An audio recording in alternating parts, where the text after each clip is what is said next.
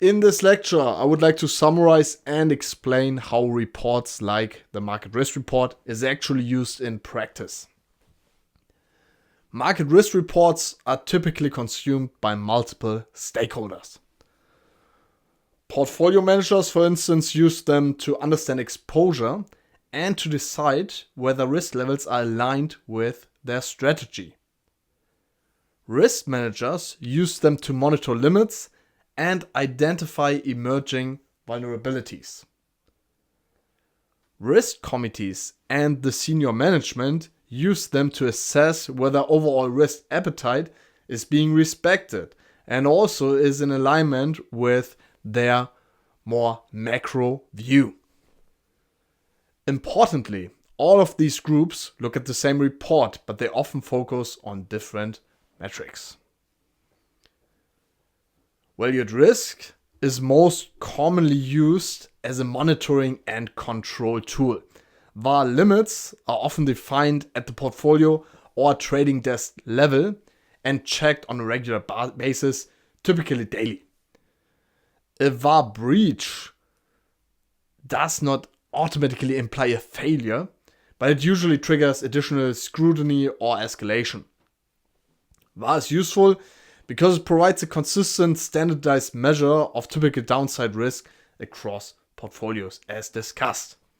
At the same time, experienced practitioners are careful not to interpret VaR as a worst-case loss. Tail risk and stress testing exist precisely because VaR has the known limitations we discussed. During market crises, losses often occur far beyond what VaR models predict. Stress testing addresses this by translating extreme market moves into concrete P&L impacts, as we discussed. These scenario-based numbers are often easier to reason about, especially for senior decision makers.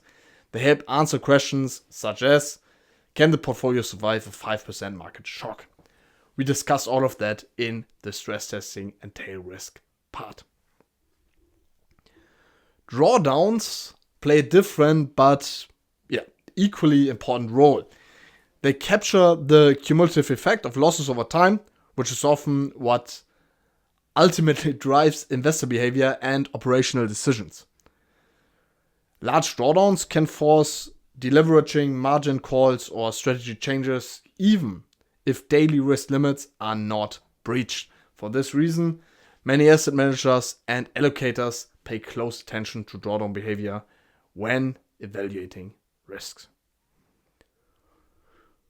So how are reports actually used? In practice, market risk reports like this are produced on a regular schedule and compared over time.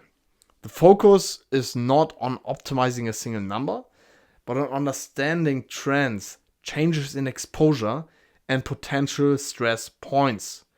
Risk reports inform discussions and decisions. They do not replace judgment. Used properly, they provide a structured framework for thinking about downside risk under different conditions. In the final section of the course, we'll discuss the limitations of the models we've used and outline natural extensions for more advanced market risk analysis.